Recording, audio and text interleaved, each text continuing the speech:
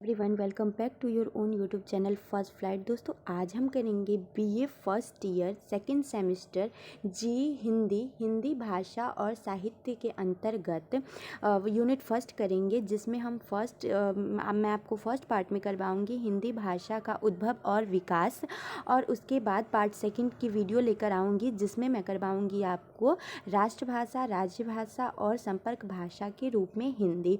तो दोस्तों थोड़ी डिसकंटिन्यूटी आ जाती है क्योंकि मेरे भी एग्ज़ाम्स आ जाते हैं, तो मैं थोड़ा सा वीडियो अपलोड नहीं कर पाती हूँ, तो उसके लिए वेरी वेरी सॉरी। और आज हम करेंगे यूनिट फर्स्ट, जिसके अंतर्गत हम करेंगे हिंदी भाषा का उद्भव और विकास।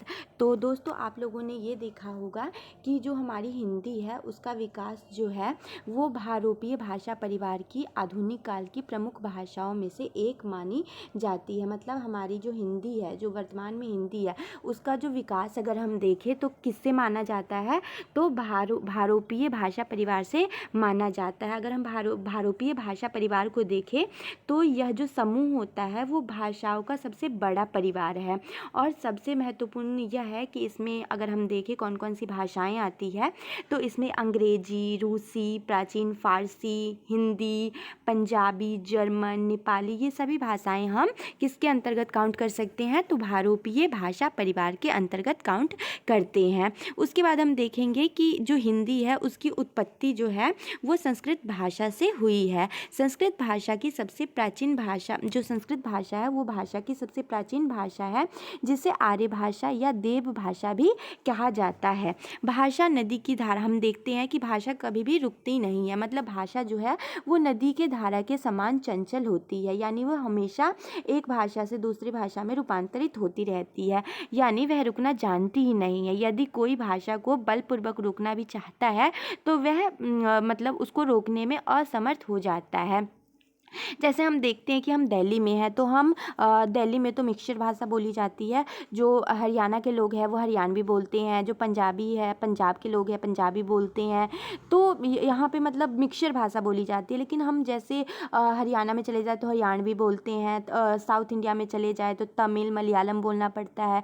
तो भाषा जो है वो धारा की तरह बदलती रहती है और वो कभी रुकती नहीं है, और यह भाषा की स्वाभाविक प्रवृत्ति हम कह सकते हैं। हिंदी भाषा के विकास के क्रम में अगर हम देखें तो उसका जो विकास है वो समय कूलता को स्पष्ट रूप से देखा जा सकता है। मतलब समय के अनुसार हिंदी में बहुत सारे बदलाव हिंदी भाषा में देखे जा सकते हैं। उसके बाद आप ये लिख सकते हैं उद्भव में कि हिंदी शब्द जो है अपने विस्तृततम अर्थ में हिंदी प्रदेश में बोली जाने वाली 17 बोलियों का द्योतक है। मतलब अगर हम देखें हिंदी भाषा में तो 17 बोलियों को हम शामिल कर सकते हैं। हिंदी साहित्य के इतिहास में हिंदी शब्द का जो प्रयोग है वो इसी अर्थ में होता है। जहां अगर हम कंसीडर करें तो कौन कौन सी बोलियां कंसीडर कर सकते हैं हिंदी भाषा के अंतर्गत, तो ब्रज कर सकते हैं, अवधी, मैथिली तथा खड़ी बोली मतलब ये बोलियां जो है वो की जा सकती है। भाषा वैज्ञानिक जो है उन्होंने प्रायः हिंदी को पश्चिमी हिंदी और पूर्वी हिंदी में विभाजित किया है।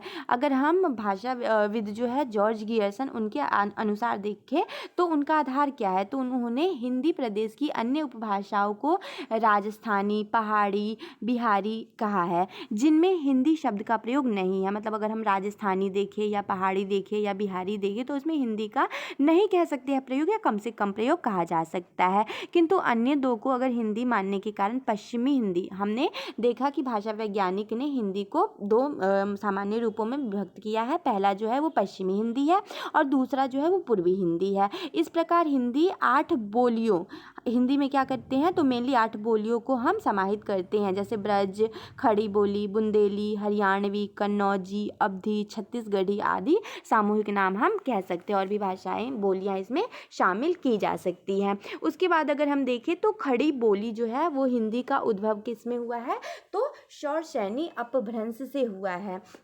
और अगर आप और भी भाषाओं को कर सकते हैं, जैसे हमने अभी देखा है इसमें कि खड़ी बोली जो है उसकी खड़ी बोली का जो विकास है या उद्भव है वो शौरसैनी अपभ्रंश के पश्चिमी हिंदी उपभाषा के रूप में हुआ है। और अगर हम ब्रज भाषा को देखें, आप इसमें इंक्लूड कर सकते हैं, तो ब्रज भाषा का जो है उद्भव जो है वो खड़ी बोली की भांति ही ब्रज भाषा का उद्भव भी शौरसैनी अपभ्रंश से ही हुआ है। उसके बाद अगर हम हरियाणवी को देखें तो हरियाणवी बोली का उद्भव भी पश्चिमी हिंदी से हुआ है। उसके बाद नेक्स्ट आप कर सकते हैं तो बुंदेली भाषा जो है, जो मध्य प्रदेश के बुंदेलो राजपूतों के स्थान को दर्शाता है, उन्हें बुंदेलखंड कहते हैं। तो वो उनका जो है, उनका जो विकास है, इसका जो बुंदेली भाषा का विकास है या बोली का विकास है, वो सौरसैनी अपभ्रंश के पश्चिमी हिंदी उपभाषा से ही हुआ है। उसके बाद आप कन्नौजी कर सकते हैं। तो कन्नौज नगर के नाम पर इस बोली का नाम कन्नौजी पड़ा है और कन्नौजी पर ब्रज का बहुत अधिक प्रभाव दिखाई देता है। तो ये सारे आप कोरिलेट कर सकते हैं। राजस्थानी का भी आप कह सकते हैं कि सौरसैनी अपभ्रंश की उपभाषा राजस्थानी से उद्भव हुआ है। उसके बाद जयपुरी कह सकते हैं, जो आप देखते हैं नॉर्मली पूर्वी राजस्थान के साइड में बोली जाती है, तो इसका भी उद्भव आप सौरसैनी से कर सकते हैं। उसके बाद मारवाड़ी कर सकते हैं आप, जो पश्चिमी राजस्थान में बोली जाती है, इसका भी जो उद्भव है या विकास है वो सौरसैनी अपभ्रंश से हुआ है। तो ये सारी आप भाषाओं, इन सारी बोलियों को आप इसमें इंक्लूड कर सकते हैं।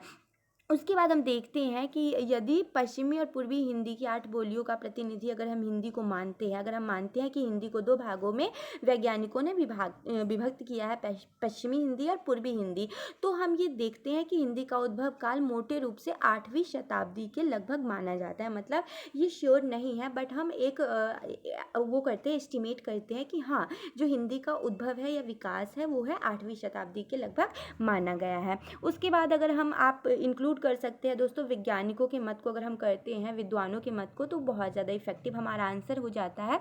तो हम विद्वानों का मत देखते हैं। तो विद्वानों का एक जो वर्ग है वो कहता है कि हिंदी भाषा का उद्भव जो है वो लगभग 1000 ईस्वी स्वीकार करते हैं, वो इसको 1000 ईस्वी पूर्व स्वीकार करते हैं। इस वर्ग में डॉक्टर भोलानाथ तिवारी, आचार्य रामचंद्र शुक्ल, डॉक्टर धीरेन्द्र वर्मा जैसे विद्वान आते हैं, जो मानते हैं कि जो हिंदी है, हिंदी भाषा का जो लगभग मतलब उद्भव हुआ है वो 1000 ईस्वी स्वीकार करते हैं वो। उसके बाद दोस्तों विद्वानों का जो दूसरा मत है वो क्या कहता है, तो वो कहता है कि उत्तर अपभ्रंश को ही उन्होंने हिंदी को ही स्वीकार किया है। मतलब जो पुरानी हिंदी है, जो अपभ्रंश से जिनका उद्भव और विकास हुआ है, उनको ही वो स्वीकार करते हैं। और वो मानते हैं, जो विद्वानों का दूसरा समूह है वो मानता है कि हिंदी का उद्भव है वो 7वीं शताब्दी में हुआ। एक तो 10वीं मानता है, 1000 ईसा पूर्व, और दूसरा जो है ग्रुप विद्वानों का वो 7वीं शताब्दी मानता है। उसके बाद आप नेक्स्ट देख सकते हैं कि हिंदी भाषा का काल निर्धारण। तो ये हमारा उद्भव तो हमारा ख़त्म हो गया, जिसमें हमने विद्वानों के मत देखे। हिंदी को हमने 2 भागों में विभक्त करके देखा, जैसे पूर्वी हिंदी और पश्चिमी हिंदी। उसके बाद हमने ये भी देखा कि जो मतलब एक समूह है वो 1000 वर्ष पूर्व मानता है कि उद्भव हुआ है हिंदी का, जो विद्वान जिसमें भोलानाथ तिवारी है। दूसरे में ये दूसरा जो ग्रुप है विद्वानों का वो ये मानता है कि जो हिंदी है उसका विकास 7वीं शताब्दी में हुआ है। तो ये सब आप इंक्लूड कर सकते हैं अपने आंसर में।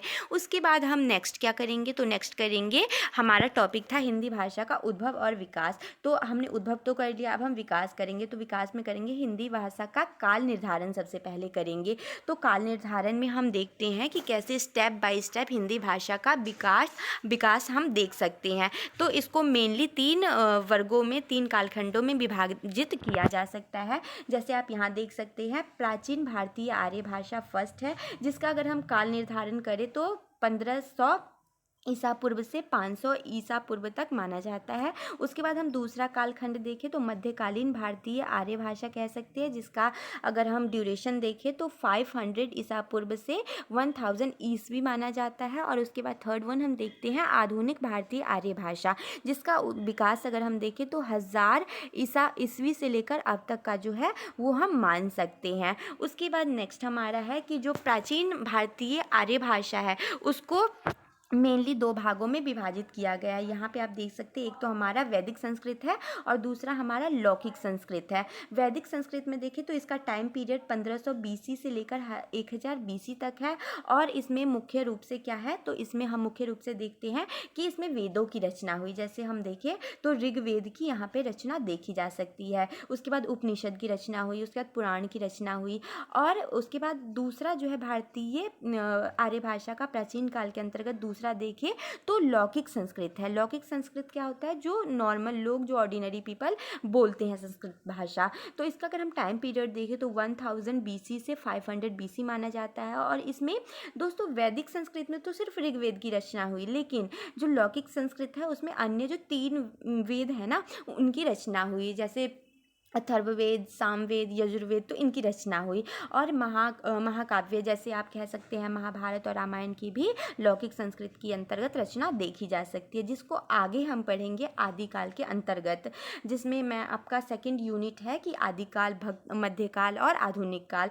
तो इसी को जो हमारा प्राचीन भारतीय आर्य भाषा है उसी को आगे डिवाइड कर दिया है आदिकाल के अंतर्गत। उसके बाद हम नेक्स्ट करते हैं मध्यकालीन भारतीय भाषा, आर्य भाषा। तो इसका जो टाइम पीरियड है वो है 500 ईसा पूर्व से 1000 ईस्वी तक, और इसको मेनली 3 पार्ट में डिवाइड किया गया है। पाली, जिसका टाइम पीरियड अगर हम देखें तो 500 BC से देखते हैं हम 1 AD, और इसमें बौद्ध साहित्य की रचना हुई। उसके बाद प्राकृत देखते हैं तो 1 AD से लेकर 500 AD तक है, जिसमें जैन साहित्य की रचना हुई।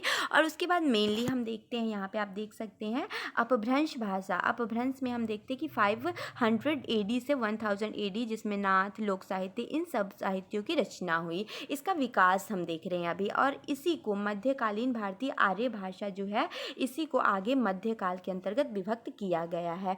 उसके बाद हम देखते हैं आधुनिक। आधुनिक में हम देखते हैं कि आधुनिक भारतीय आर्य भाषा है उसको 1000 ईस्वी से लेकर अब तक की टाइम पीरियड में हम विभक्त कर सकते हैं। और इसमें हम देखते हैं कि 1000 AD से अब तक हमने कर दिया इसको, और इसको हमने देखा कि इसको आधुनिक काल कहते हैं। जैसे आधुनिक काल के अंतर्गत अब हम देखें तो भारतेंदु युग, भारतेंदु हरिश्चंद्र की पढ़ेंगे कहानियाँ। उसके बाद द्विवेदी युग पढ़ेंगे, उसके बाद छायावाद पढ़ेंगे, प्रगतिवाद पढ़ेंगे, प्रयोगवाद पढ़ेंगे, नई कविता। तो ये सारे विकास हम देख सकते हैं। तो दोस्तों हमने मेनली क्या किया है कि इसको विकास मतलब हिंदी भाषा का काल निर्धारण कर दिया है कि पहले जो है स्टेप बाय स्टेप कैसे विकास हुआ। तो पहले प्राचीन भारतीय आर्य भाषा टाइम पीरियड आप लिख देंगे, उसके बाद आप एक्सप्लेन कर देंगे। एक्सप्लेन कैसे करेंगे कि वैदिक संस्कृत की रचना हुई, इसका टाइम पीरियड बता देंगे, लौकिक संस्कृत की रचना हुई, फिर इसका टाइम पीरियड, इसमें जो महत्वपूर्ण महाकाव्य है उनकी रचना हुई, अन्य वेदों की रचना हुई, ये आप बता सकते हैं। और उसके बाद हम मध्यकालीन भारतीय आर्य भाषा को देखें तो उसको आप बता देंगे, और देन लास्टली क्या बताएंगे, आधुनिक भारतीय आर्य भाषा, जिसमें हम ये सारे टॉपिक्स आप कर सकते हैं एक्सप्लेन। जैसे भारतेंदु युग हो गया, द्विवेदी युग हो गया, छायावाद हो गया, प्रगतिवाद हो गया, एक्सेट्रा, ये सारे आप एक्सप्लेन कर सकते हैं। तो दोस्तों आपका जो सेकेंड यूनिट है मतलब फर्स्ट यूनिट का ये फर्स्ट पार्ट था, और अब मैं नेक्स्ट वीडियो लेकर आऊँगी फर्स्ट यूनिट के सेकेंड पार्ट पे, जो है हमारी राष्ट्रभाषा, राज्य भाषा और संपर्क भाषा के रूप में हिंदी, जो आपका पार्ट मतलब इसमें यूनिट 1 में पार्ट 2 होगा। और उसके बाद मैं आपको यूनिट 2 करवाऊंगी, जिसके अंतर्गत हम ये देखेंगे कि कैसे कैसे अब पहले हम आदिकाल और मध्यकाल देखेंगे, उसमें मैं आपको एक्सप्लेन करवाऊंगी, और उसके बाद हम आधुनिक काल देखेंगे। तो दोस्तों अगर आपको ये PDF चाहिए तो फर्स्ट फ्लाइट चैनल के नाम मतलब फर्स्ट फ्लाइट के नाम से आप यहाँ पे देख सकते हैं। फर्स्ट फ्लाइट हमारा वो है टेलीग्राम चैनल, तो उस पर आप जाकर ज्वाइन कर सकते हैं। और ये जो PDF है वो मैं आपको टेलीग्राम चैनल पे ही अपलोड कर दूंगी, तो आप वहाँ से जाकर PDF डाउनलोड कर सकते हैं और अपने एग्ज़ाम का प्रिपरेशन बेस्टली कर सकते हैं। और उसके बाद जुड़े रहिए फर्स्ट फ्लाइट चैनल के साथ, और दोस्तों में शेयर करना मत भूलिए। वीडियो अच्छी लगी तो लाइक कीजिए, चैनल को सब्सक्राइब कीजिए। थैंक यू सो मच दोस्तों।